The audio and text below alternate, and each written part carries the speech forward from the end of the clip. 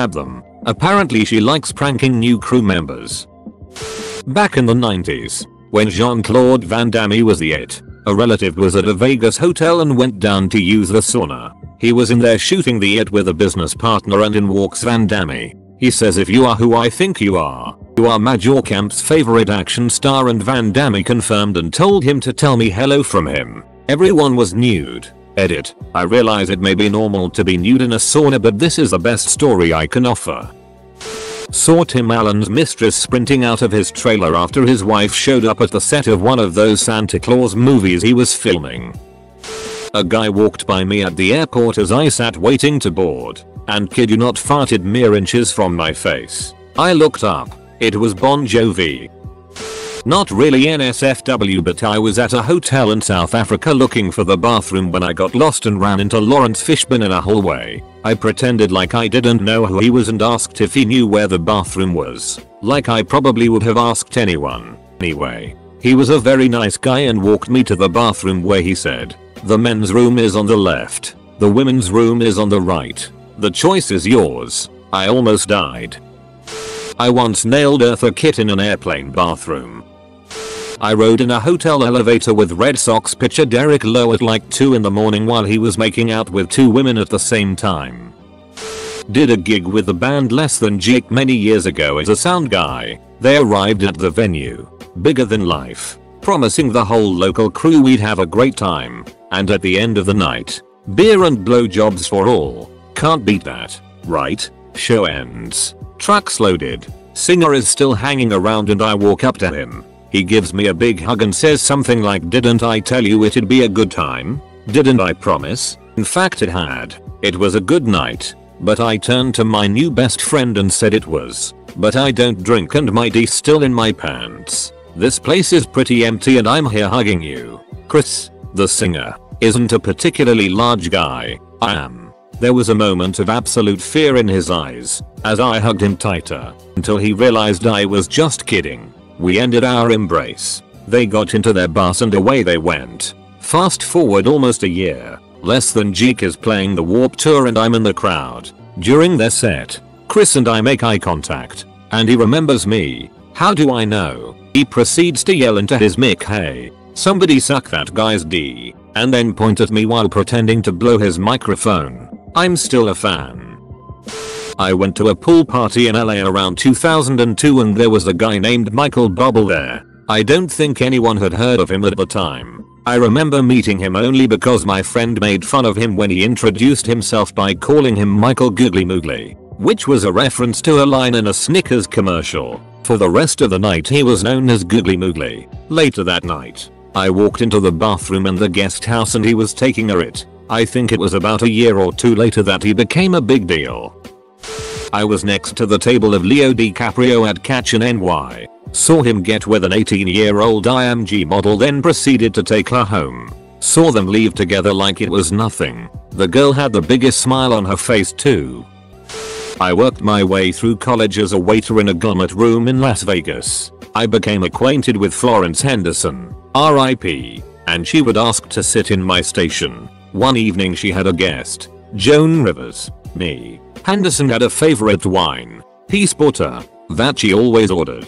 Just so happened that on our wine list, that wine was labeled as number 69. That's how she ordered it. "I'll have a bottle of 69. On this night, I approached the table, introduced myself to Mrs. Rivers and made the usual small talk. Then I asked, "So Mrs. Henderson, would you like a little 69 tonight?" OMG. Joan Rivers went completely insane. She started screaming and yelling and demanding security to have me fired and arrested. And the whole time, Florence Henderson is trying to calm her down and explain. Long story short, the maitre d' put me in another area and not long after I graduated and left that job. And I never forgot that story encounter. I once motioned for Brittany Snow to sign her Maxim Hot 100 photo. She pushed her hair in front of her face and gave me the cold shoulder. That was definitely the most awkward wait for a plane restroom I've ever experienced. She just stood there facing the wall like some ducking Blair Witch victim. My mom, rest her soul, was an absolute party animal up till the day she died. Massive lover of rock music and would go to a ton of concerts. Get backstage and we have a load of memorabilia all around the house. Anyway, one band she always disliked was Kiss. And she'd never tell me why not until you're older. Eventually I got old enough for her to tell me why she disliked Kiss. Apparently she made it backstage and as they were going on stage, Gene Simmons came up to her in full makeup, asked her name and after she replied he stated, "I'll be seeing you after the show, Susan." He then unraveled his massive tongue and flicked it a few times as he grabbed her ass. She said out of all the times in her life of being hit on by creepy men, that was the most unsettling. She does however say that had he not been in full costume it would have been a lot less creepy. I miss her crazy stories every day. 2 reality TV stars have seen my D. One was on Survivor. The other was on Biggest Loser. The one on Biggest Loser sucked it. The other one watched me piss in a cup for a drug test.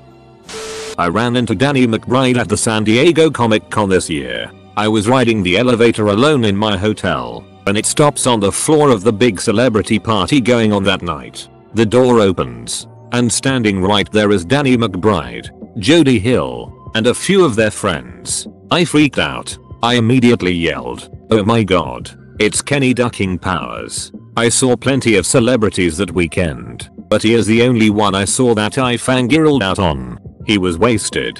His friends were, too. I asked him for a picture, even though it was a struggle to get the words out. He grabbed my phone and took a half dozen selfies of all of us in the elevator. All I could muster, over and over, was Kenny Ducking Powers. He handed me back my phone, put his hands on my shoulders, looked me in the eye, and made some joke about me trying to take a nice vacation and not even knowing Comic-Con was going to be on that weekend. I put my hands on his waist, so we were positioned like a couple of slow dancing 8th graders, and said, one final time, "It's Kenny Ducking Powers." It took me a good hour to get over the adrenaline rush, and I now love him more than ever. Edit. Picture added. I went to Miley Cyrus' 18th birthday, was hanging out with a few friends for a car show in LA and apparently this chick that was with us, who I hadn't met until that night, was dating Miley's brother. Turns out they were going to Miley's place for a party and asked us to drop them off. We dropped them off and as we were driving away we decided duck it. How many times are we gonna have a chance like this? We turned around and hit up the chick to see if she could get us in. She said sure and we ended up partying there for a couple hours. Hadn't seen Miley all night and next thing I know I'm in the kitchen and I look over and she's by the sink taking a hit off a pipe. At that time she was still this perfect Christian Disney star so it was weird seeing her smoking weed just a few feet from me. Apparently some guys nobody knew ended up sneaking into the party and grabbing a couple purses, to include Miley's, and ran off. Once that happened they kicked everyone out and we went home. I found out later that her phone was in the purse and had a video of her smoking salvia, which got released to the public and was the first of many things that changed everyone's image of her. Side note, on the ride home we ended up totaling the car cause our driver fell asleep at the wheel. It was a great night. NASCAR driver Matt Kenseth once quietly flipped me off when I was at the track before a race, if that counts. The rapper Danny Brown got his D sucked by some random fan in the front row. Raps his first verse the whole time everyone is in shock. Stops receiving oral for the second verse. Picks her out of the crowd after the song and directs her to the green room. Las Vegas. I'm eating lunch with my mother when I spotted Wayne Brady also eating lunch with his mother. I waited until he finished eating before asking for a photograph. iPhones were still fairly new and my sweet mother had never really used one so as Wayne Brady and I were posing for the picture my mother kept pressed the home button to take it. I quickly pulled the camera back up and posed again. She pressed the home button again. Once more I opened the camera app and this time Wayne Brady nicely explained that you have to press the button on the screen for the picture. You guessed it. My mother pressed the home button again so I thought I'd be funny and chime in with is Wayne Brady gonna have to choke a itch? No one laughed. It was Mother's Day. My mom didn't know the reference. Got the picture at least. Wayne Brady was a very nice. I saw Kim Kardashian 6 tape. Met Gary Busey at an airport in Tulsa. Okay. Through a strange course of conversation in which he insulted nearly everyone. He ended with a joke. Gary, did you ever hear about the poor family? Me. No, Gary, they were so poor, they had to jerk off the dog to feed the cat. He then chuckled to himself, grabbed the next taxi, and left us speechless. Formatting. Not me, but my friend banged Mark Wahlberg at Cannes in the late 90s. They were at one of the parties. They drank. They flirted. They went to his hotel room. They boned. Pretty standard stuff for Marky Mark around that time, I reckon. My friend was super hot with perfect 10 tits and ass, so I wasn't surprised